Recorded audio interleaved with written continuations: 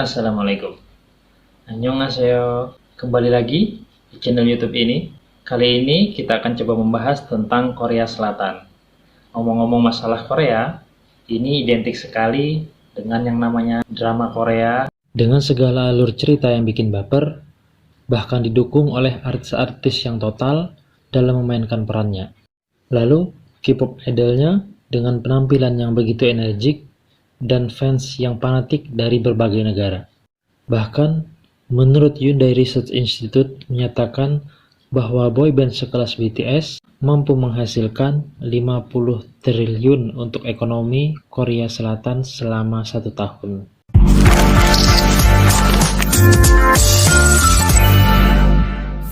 Kali ini, saya akan coba membahas tentang populasi Korea Selatan yang mulai menua. Kita flashback kembali tentang kemerdekaan Korea Selatan pada 15 Agustus 1948, tepatnya 3 tahun setelah kemerdekaan Indonesia. Warga Korea Selatan menyamakan istilah kebangsaan mereka atau kewarganegaraan mereka dengan kelompok etnis yang homogen.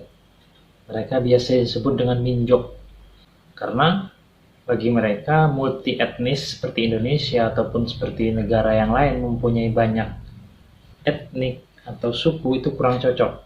Gimana mau cocok? Orang satu etnik aja mereka terpecah menjadi 2, Korea Selatan dan Korea Utara. Karena perbedaan ideologi kenegaraan mereka. Pada tahun 1949, tepatnya 1 tahun setelah kemerdekaan Korea Selatan, dilakukanlah sensus penduduk. Pada saat itu, populasi Korea Selatan lebih dari 20 juta jiwa. Perkembangan masyarakat Korea Selatan sangat lambat. Tiap tahun hanya mencapai 1,1%. Lalu, tahun 1955 sampai 1966, disinilah terjadi peningkatan jumlah penduduk Korea Selatan, mencapai 29 juta jiwa lebih, atau naik sekitar 2,8%. Tetapi, pada tahun 1985, naik lagi menjadi lebih drastis, yaitu lebih dari 40 juta jiwa. Pada tahun 1990, Korea Selatan ini salah satu negara dengan penduduk yang sangat padat di dunia. Terlebih, banyaknya warga asing yang masuk ke Korea Selatan dan tinggal di sana. Tetapi kebanyakan dari mereka tidak tinggal secara permanen. Selain perkembangan ekonomi dan standar hidup yang meningkat, warga Korea Selatan juga harus beradaptasi dengan warga yang lainnya. Karena ketersediaan lahan yang sedikit, bahkan sumber alam yang tidak banyak, menuntut mereka harus hidup saling berdampingan. Hanya 70% dari dataran Korea Selatan yang bisa ditempati, karena sebagian besarnya adalah perbukitan. Sementara, populasi terkonsentrasi di daratan rendah. Pada tahun 2000, Lembaga Perencanaan Ekonomi Pemerintah Korea Selatan memprediksi bahwa pertumbuhan penduduk Korea Selatan akan meningkat. Pada tahun 2023, penduduk Korea Selatan mencapai 52,6 juta jiwa. Tapi pada kenyataannya, sebelum tahun 2023, malah terjadi penurunan populasi. Terbukti pada tahun 2020 kemarin, populasi Korea Selatan mengalami penurunan, bahkan diprediksi makin buruk pada tahun ini. Dilansir dari Yonhap News Agency bahwa sensus penduduk yang dirilis pada 3 Januari 2021 bahwa penduduk Korea Selatan sekitar 51 juta lebih pada akhir Desember 2020. Dan ini mengalami penurunan sekitar 20.000 penduduk. Ya, kurang lebih penduduk Jawa Barat lah ya.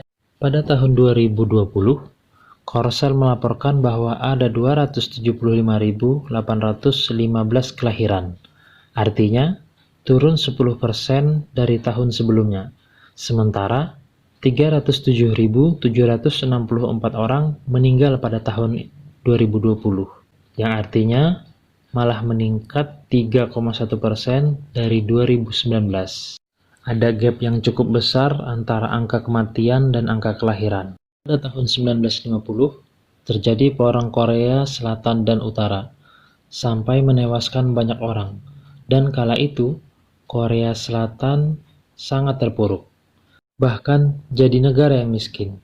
Sampai pada saat Park Chung-hee mengambil alih pemerintahan secara kudeta tepat pada tahun 1960. Dia mulai membangun perekonomian Korsel, perusahaan yang diarahkan untuk pasar ekspor karena warganya masih kekurangan dalam hal finansial, dan digalakannya kewirausahaan. Saat ini, ekonomi Korea Selatan termasuk terbesar keempat di Asia, setelah Cina, Jepang, dan India.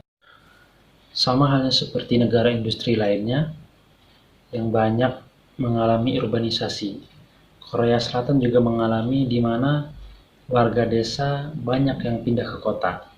Korea Selatan sedang mengalami contoh ekstrim dan cepat dari apa yang disebut ahli demografi sebagai transisi demografis. Periode populasi membengkak, menurun, dan akhirnya membentuk garis datar. Suatu hal yang kerap terjadi ketika negara-negara semakin kaya, seperti kebanyakan negara Eropa. Kota Seoul sendiri sebagai penyumbang terbesar merosotnya pertumbuhan di Korea.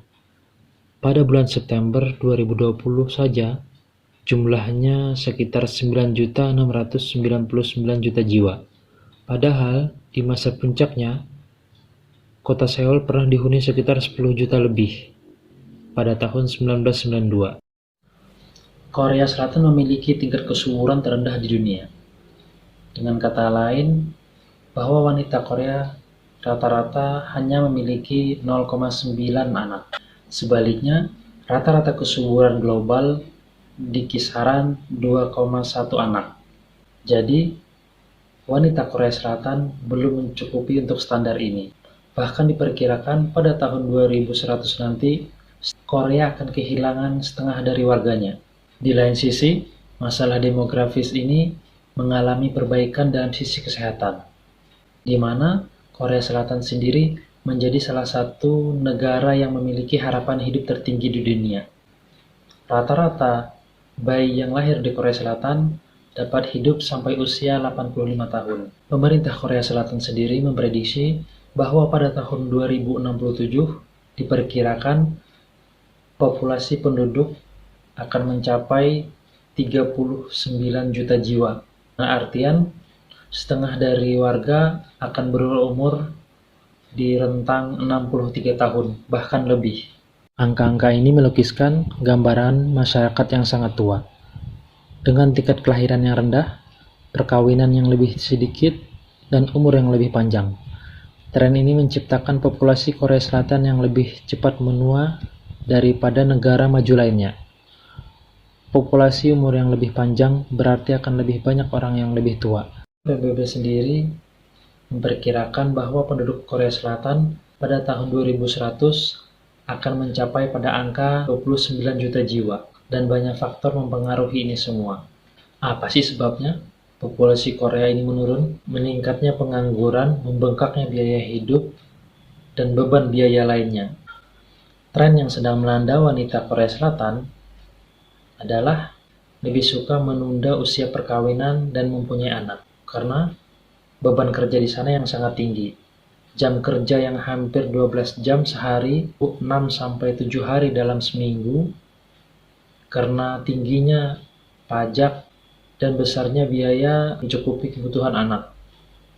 Penurunan populasi penduduk di Korsel disebabkan juga adanya resesi seks. Ada sekelompok wanita yang menolak sistem sosial patriarki. Ini sistem apaan lagi sih? Sistem ini beranggapan di mana posisi laki-laki lebih tinggi daripada wanita. Bahkan kelompok ini bersumpah mereka tidak mau hamil, tidak mau menikah, bahkan tidak mau yang namanya ngedet. Dan ini salah satu penyebab menurunnya populasi di Korea. Yang lagi tren saat ini di negara berkembang bahkan negara maju, yaitu istilah child free, di mana mereka menikah tapi tidak mau mempunyai anak, ya dengan berbagai alasan. Ya mungkin teman-teman bisa lah mencari apa sih itu istilah child free, atau mungkin kita bahas nanti suatu saat. Boleh komen kalau seandainya ada yang mau. Inilah beberapa alasan yang sering diutarakan oleh penduduk Korea Selatan. Sekarang yang jadi pertanyaan, apa sih solusi pemerintah Korsel untuk menangani ini semua? Sebenarnya, pemerintah Korea Selatan juga mengkhawatirkan apabila kekurangan populasi pada usia muda, karena ini akan menyebabkan pertumbuhan ekonomi yang melambat. Sebenarnya pada tahun 2018, pemerintah sendiri pernah mencanangkan mengurangi jam kerja dari 68 jam ke 52 jam agar supaya warganya dapat menyeimbangkan antara dunia kerja dan kehidupan, tapi malah dipakai untuk menghabiskan di meja kerja. Untuk menangani krisis populasi ini, pada tahun 2021 sampai 2025, pemerintah Korsel berencana akan memberi bantuan, memberi dana untuk bayi dan dana pendorong kelahiran, serta memberi dana pendidikan untuk keluarga yang mempunyai banyak anak. Bahkan, bagi keluarga yang kurang mampu, akan digratiskan biaya kuliah. Untuk menanggulangi populasi penuaan warganya, pemerintah Korsel akan secara langsung bertanggung jawab dalam perawatan lansia. Dan yang terakhir, pemerintah Korsel sendiri sudah menawarkan tunjangan perumahan dengan bunga yang rendah bagi warganya yang ingin menikah. Sebenarnya, pemerintah Korsel sudah melakukan antisipasi dalam mengalami krisis warganya, tapi tak kunjung membaik. Ya, kita doakan saja apa yang terbaik. Sampai di sini dulu pembahasan kita kali ini. Apabila ada pendapat saya yang salah atau yang ucapan yang keliru, boleh komen. Kita coba diskusi di kolom komentar. Assalamualaikum.